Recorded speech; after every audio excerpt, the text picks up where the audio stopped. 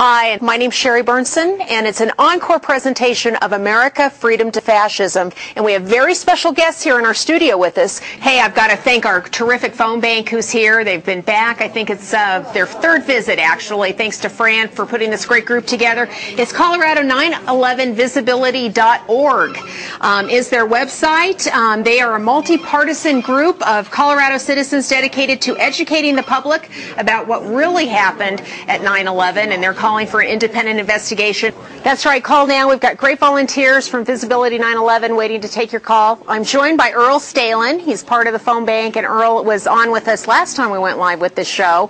And Earl, you've been doing a lot of independent investigation into 9/11, correct? Yes, but not until 2006. I bought into the official story for a long time from the beginning.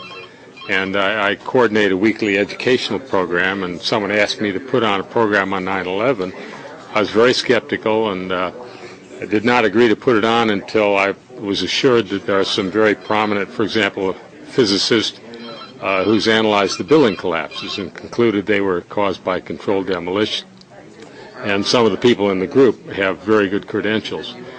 But I still expected, when I agreed to put it on, to find a lot of flaws in it and see through it, because my career has been as a trial lawyer, and I've handled a lot of cases involving engineering, physics, and scientific issues.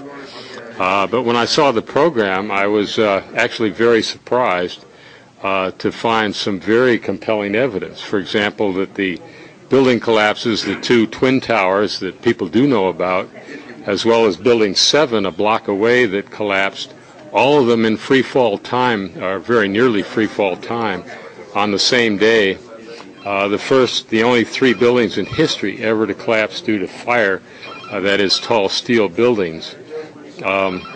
There's a great deal of additional information about the building collapses, what I would call smoking guns. For example, tons of molten steel found in the basements of these buildings, when it is well documented from physical science that the temperatures caused by building fires like that, particularly where you see black smoke indicating low temperatures, and the steel that was tested by NIST showed no more than 482 degrees Fahrenheit. Steel does not melt until it reaches 2,750 degrees Fahrenheit. So Earl, let me ask you. So you're saying, and your investigation is saying, that what we've been told by mainstream media and everyone else about 9/11 is not totally correct. That's correct. That is the official stories from the mainstream media. However, Paul Thompson put together from mainstream media stories. These are journalists doing a conscientious job of investigation. Hundreds and hundreds of stories that actually document pieces of this. And it's the diligent research of a number of people who put these together and shown that even in mainstream media, a lot of the official story is shown to be false. Well, we've taken a lot of flack for presenting a different opinion about this, but we're going to continue to present a lot of opinions. I'm back here with Earl Stalin. He's part of our great phone group. It's Colorado 9/11 Visibility. To learn more about them, you can go to Colorado911visibility.org. They are calling for a full public disclosure of and accountability for the events of 9/11 via an independent investigation willing to follow the truth wherever it leads. And Earl is part of several groups calling for an independent investigation into 9/11. 9/11 Visibility, Colorado, and then Scholars for 9/11 Truth, and a few other groups like that. So, Earl, we were talking on camera a little bit earlier about some of the failure with the air defense around 9/11. Can you share that information with our viewers? Yes. Norman Mineta was the Secretary of Transportation on 9/11.